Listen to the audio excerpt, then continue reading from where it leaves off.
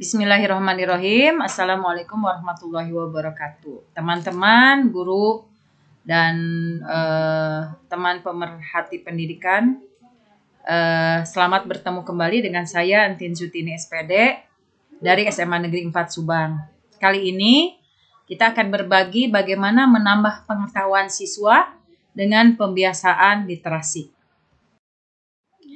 Literasi merupakan keterampilan seseorang dalam hal membaca, menulis, berbicara, menghitung, serta memecahkan masalah dalam kehidupan sehari-hari. Tentu saja dalam hal ini kita bicara di lingkungan sekolah, ya. Nah, negara kita yang kita cintai ini tengah mengalami krisis literasi, teman-teman. Kita tahu sendiri ya, digempur dengan gadget yang luar biasa.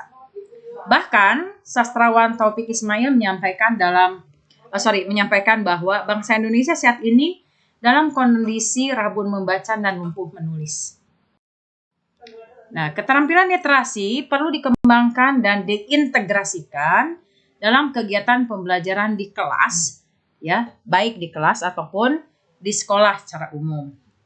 Pengembangan literasi melalui pendekatan penguatan pendidikan karakter atau PPK. Nah, PPK ini berbasis literasi atau literasi berbasis kelas. Nah, ini dilakukan melalui pengembangan metode pembelajaran dan pengelolaan kelas. Kegiatan literasi ini dapat mengubah sikap peserta didik dari yang tadinya malu-malu dan tidak percaya diri menjadi cukup berani. Walaupun cukup di sini tergantung pada peserta didik itu masing-masing. Yaitu cukup berani dalam menyampaikan cerita pribadinya, cukup berani dalam menyampaikan cerita temannya, atau cukup berani dalam menyampaikan apa yang terjadi di lingkungannya masing-masing, baik itu di kelas, di sekolah, atau di lingkungan keluarga masing-masing. Cara mengubah sikap dari peserta didik, tak lain adanya, salah satunya adalah motivasi dari guru, ya, baik itu guru mapel, guru wali kelas, dengan atau sebelum kegiatan literasi berlangsung.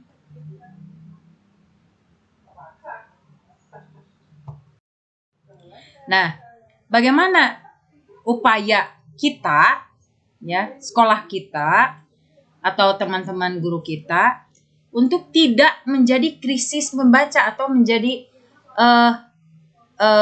suka membaca. Di sini, di slide yang ini, generasi milenial harus didorong dan dipacu untuk mampu menciptakan ide-ide kreatif dan inovatif. Salah satunya dengan terjun secara langsung mengimplementasikan gerakan literasi nasional yang sekarang atau saat ini tengah digalakan.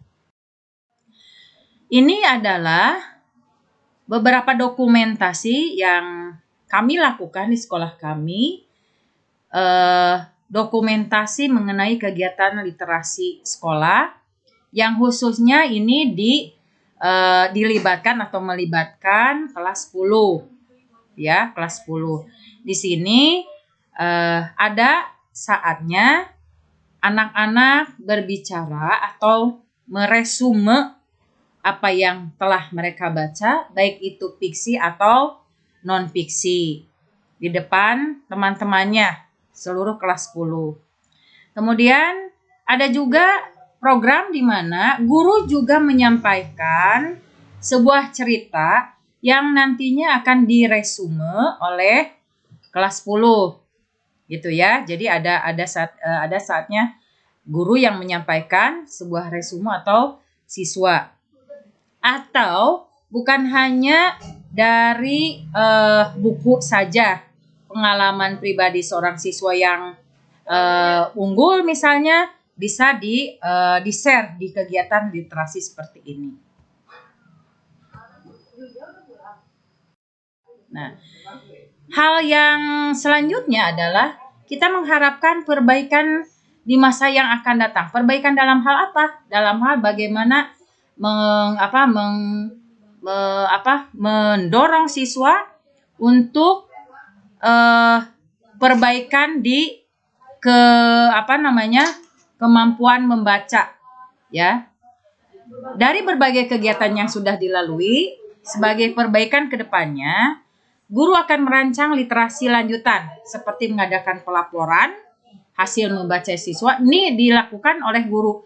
Ini juga artinya guru melakukan literasi secara tidak langsung dengan membimbing anak-anaknya dan melaporkan hasil capaian membaca siswa. Ya, kemudian memberikan kesempatan mengadakan presentasi bacaannya kepada teman-temannya. Tentu saja hal ini dilakukan oleh siswa-siswa di kelas 10. Kemudian ada juga program bagaimana mengaktifkan pojok baca di kelas. Kemudian pembelajaran yang didapatkan dari pelaksanaan literasi adalah, di sini saya bagi dua. Ada yang pertama adalah ada hal, bukan kegagalan sebetulnya ya. Saya cenderung memilih kata berupa kendala. Artinya kalau kegagalan itu berarti kan proses yang total ya, yang merugikan, yang membuat satu program itu gagal total. Tapi saya mengalihkan ini adalah kendala atau rintangan. Satu adalah manajemen waktu, ya, dimana kadang-kadang agak mendapat kendala pada saat anak-anak diminta untuk berkumpul di halaman sekolah untuk melakukan literasi. Yang kedua adalah hari-hari awal kegiatan literasi itu memakan banyak waktu, sehingga sedikit menyita waktu, dalam tanda kutip menyita waktu KBM. Karena memang kegiatan ini membutuhkan pembiasaan dan adaptasi, baik itu oleh siswa maupun guru, baik untuk peserta didik maupun guru pendamping literasi atau guru mapel yang lain. Itu kendalanya. Kemudian keberhasilan yang insya Allah kita dapat adalah mulai terlihat dari hasil refleksi dan evaluasi sesama guru pendamping. Artinya guru mensupport guru yang lain dalam pelaporan. Kemudian ada anak juga yang asalnya tadi dalam tanda kutip malu untuk mengekspresikan atau menceritakan pengalamannya, menjadi lebih berani melakukan itu. Ya, ada progres bagi peserta didik yang mengalami keterlambatan membaca, yang asalnya tadinya mungkin tidak jelas, kurang jelas, atau lambat dalam membaca, akan lebih bisa lebih cepat dari yang awalnya mereka lakukan. Itu saja mungkin Bapak Ibu, terima kasih. Mudah-mudahan share kita hari ini bermanfaat bagi kita semua, khususnya bagi saya dan teman-teman SMA Negeri 4 Subang. Kedepannya mungkin gerakan literasi sekolah ini akan menghasilkan banyak manfaat, kemudian memicu anak atau memacu anak untuk lebih gemar lagi membaca, baik itu yang fiksi atau non-fiksi. Demikian, Assalamualaikum warahmatullahi wabarakatuh.